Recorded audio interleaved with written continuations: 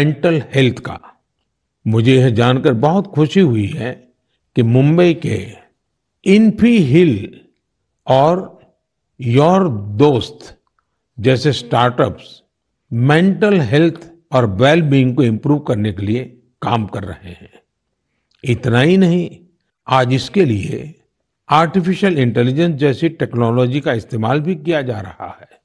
साथियों, मैं यहाँ कुछ ही स्टार्टअप्स का नाम ले सकता हूँ क्योंकि लिस्ट बहुत लंबी है। मैं आप सभी से आग्रह करूंगा कि फिट इंडिया के सपने को साकार करने की दिशा में इनोवेटिव हेल्थ केयर स्टार्टअप्स के बारे में मुझे जरूर लिखते रहें। मैं आपके साथ फिजिकल और मेंटल हेल्थ के बारे में बात करने वाले जाने माने लोगों के अनुभव भी साझा करना चाहता हूं। ये पहला मैसेज सदगुरु जग्गी वासुदेव जी का है। ये फिटनेस, विशेष रूप से फिटनेस ऑफ द माइंड यानी मानसिक स्वास्थ्य को लेकर अपने विचार साझा करेंगे। इस मन की बात में मन के स्वास्थ्य पर बात करना हमारा सौभाग्य है। Mental illnesses and how we keep our neurological system are very directly related. How alert, static-free and disturbance-free we keep our neurological system will decide how pleasant we feel within ourselves. What we call as peace, love, joy, blissfulness, agony, depression, ecstasy, all have a chemical and neurological basis. Pharmacology is essentially trying to fix the chemical imbalance within the body by adding chemicals from outside. Mental illnesses are being managed this way. But we must realize that taking chemicals from outside in the form of medications is necessary when one is in extreme situation. Working for an internal mental health situation or working for an equanimous chemistry within ourselves, a chemistry of peacefulness, joyfulness, blissfulness, is something that has to be brought into every individual's life, into the cultural life of a society and the nations around the world and the entire humanity. It's very important we understand our mental health, our sanity is a fragile privilege. We must protect it, we must nurture it. For this, there are many levels of practices in the yogic system.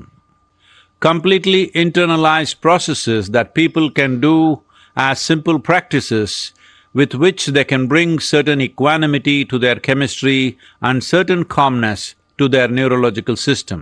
The technologies of inner well-being is what we call as the yogic sciences. Let's make it happen. सामान्य तौर पर सदगुरु जी ऐसे ही बेहतरीन तरीके से अपनी बातों को सामने रखने के लिए जाने जाते हैं।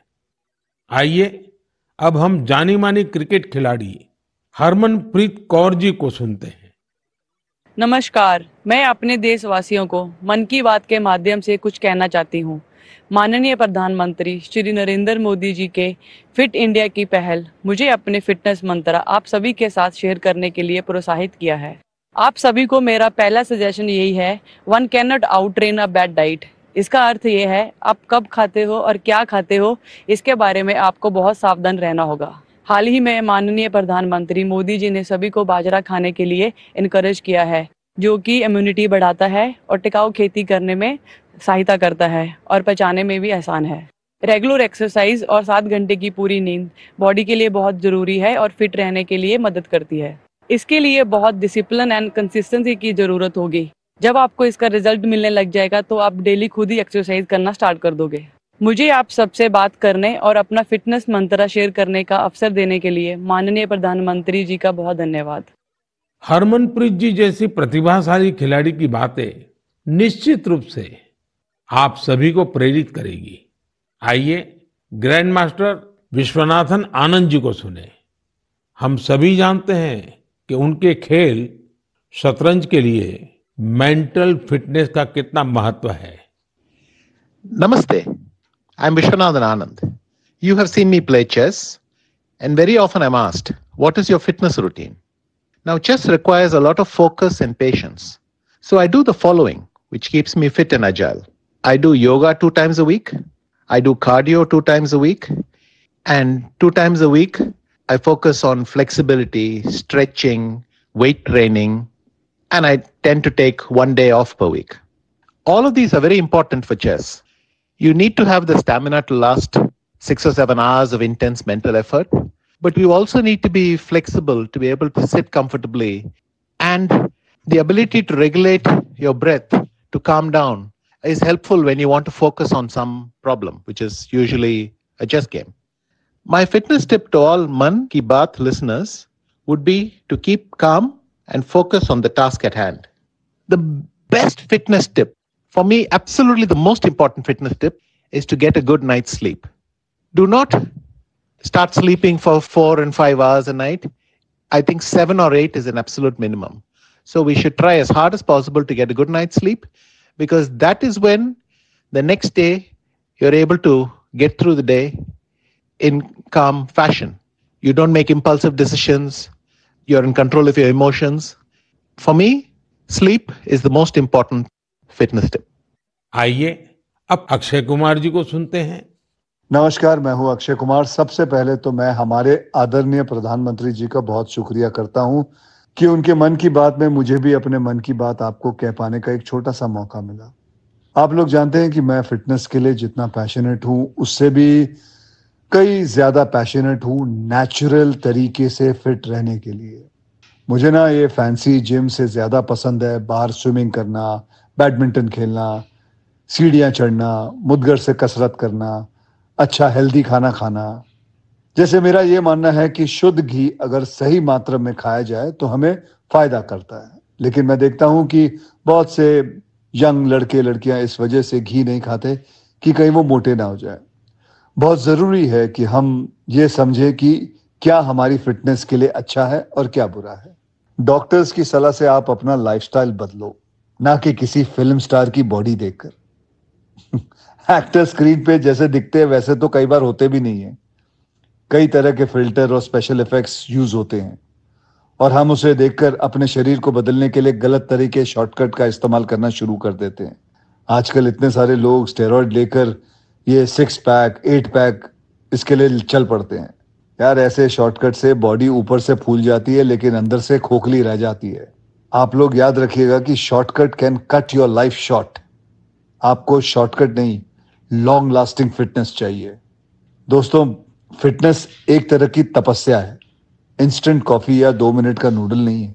इस नए साल में अपने आप से वादा करो, नो केमिकल्स, नो शॉर्टकट, कसरत, योग, अच्छा खाना, वक्त पे सोना, थोड़ा मेडिटेशन और सबसे जरूरी, जैसे आप दिखते हो ना, उसे खुशी से एक्सेप्ट करो। आज के बाद फिल्टर वाली लाइफ नहीं, फिटर वाली लाइफ जियो। Take care. जय महाकाल। इस सेक्टर में कई और स्टार्टअप्स हैं, इसलिए मैंने सोचा कि एक युवा स्टार्टअप फाउंडर से भी चर्चा की जाए जो इस क्षेत्र में बेहतरीन काम कर रहे हैं। नमस्कार, मेरा नाम ऋषभ मल्होत्रा है और मैं बैंगलोर का रहने वाला हूं। मुझे ये जानकर बेहद खुशी हुई कि मन की बात में फिटनेस पर चर्चा हो रही है। मैं खुद फिटनेस की दुनिया से बिलोंग करता हूं और बैंगलोर में हमारा एक स्टार्टअप है जिसका नाम है तगड़ा रहो। हमारा स्टार्टअप भारत के पारंपरिक व्यायाम को आगे लाने के लिए बनाया गया है। भारत के पारंपरिक व्यायाम में एक बहुत ही अद्भुत व्यायाम है जो है गदा व्यायाम, और हमारा पूरा फोकस गदा और मुग्दर व्यायाम पर ही है। लोगों को जानकर आश्चर्य होता है कि आप गदा से सारी ट्रेनिंग कैसे कर लेते हैं। मैं ये बताना चाहूंगा कि गदा व्यायाम हजारों साल पुराना व्यायाम है और ये हजारों सालों से भारत में चलता आ रहा है। आपने इसे छोटे बड़े अखाड़ों में देखा होगा और हमारे स्टार्टअप के माध्यम से हम इसे एक आधुनिक फॉर्म में वापस लेके आए हैं।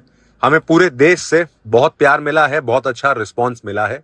मन की बात के माध्यम से मैं ये बताना चाहूंगा कि इसके अलावा भी भारत में बहुत से ऐसे प्राचीन व्यायाम हैं, हेल्थ और फिटनेस से रिलेटेड विधि है जो हमें अपनानी चाहिए और दुनिया में आगे भी सिखानी चाहिए। मैं फिटनेस की दुनिया से हूं तो आपको एक पर्सनल टिप देना चाहूंगा।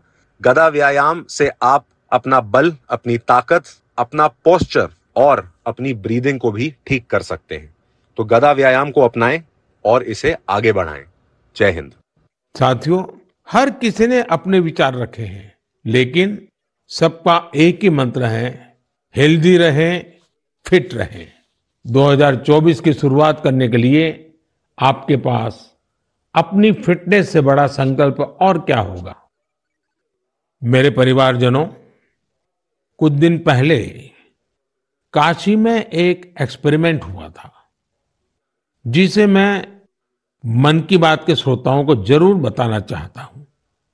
आप जानते हैं कि काशी तमिल संगमम में हिस्सा लेने के लिए हजारों लोग तमिलनाडु से काशी पहुंचे थे। वहां मैंने उन लोगों से संवाद के लिए artificial intelligence AI tool Bhashini का सार्वजनिक रूप से पहली बार उपयोग किया।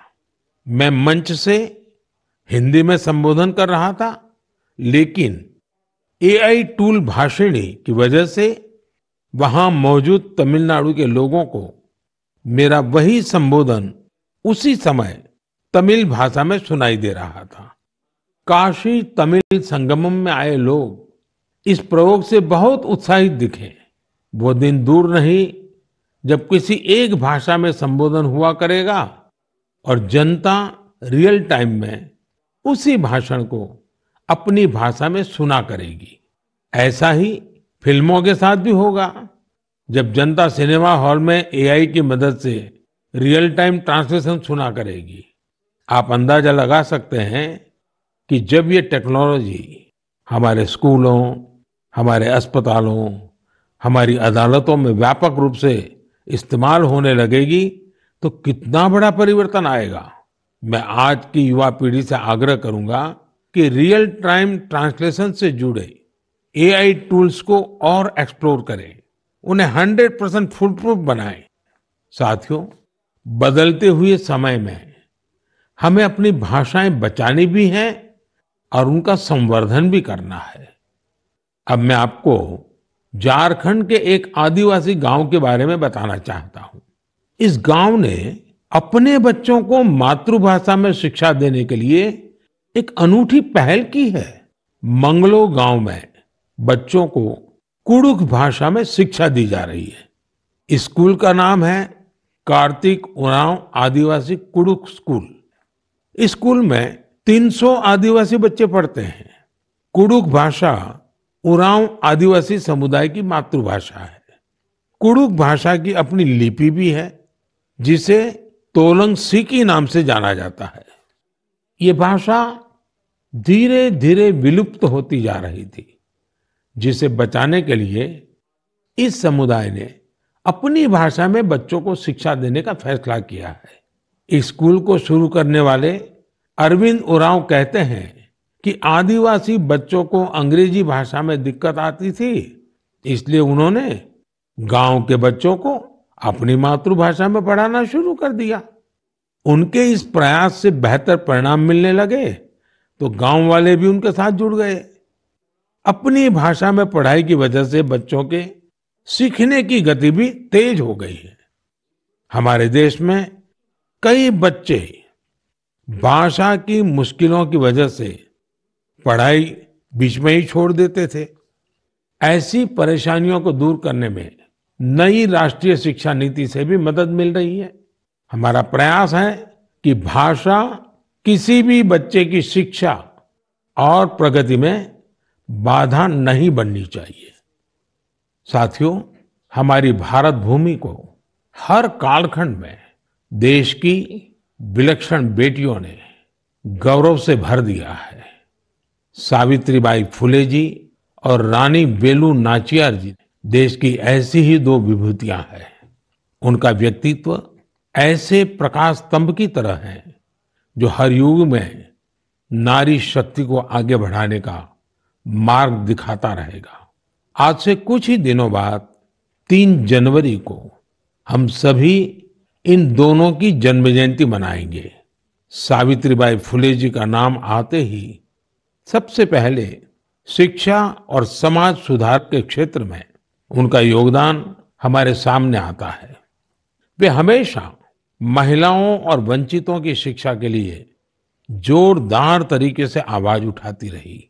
वे अपने समय से बहुत आगे थी और उन गलत प्रथाओं के विरोध में हमेशा मुखर रही। शिक्षा से समाज के सशक्तिकरण पर उनका गहरा विश्वास था। महात्मा फुले जी के साथ मिलकर उन्होंने बेटियों के लिए कई स्कूल शुरू किए। उनकी कविताएं लोगों में जागरूकता बढ़ाने और आत्मविश्वास भरने वाली होती थी। लोगों से हमेशा उनका यह आग्रह रहा कि वे जरूरत में एक दूसरे की मदद करें और प्रकृति के साथ भी समरसता से रहें। वे कितनी दयालु थी, इसे शब्दों में नहीं समेटा जा सकता। जब महाराष्ट्र में अकाल पड़ा तो सावित्रीबाई और महात्मा फुले ने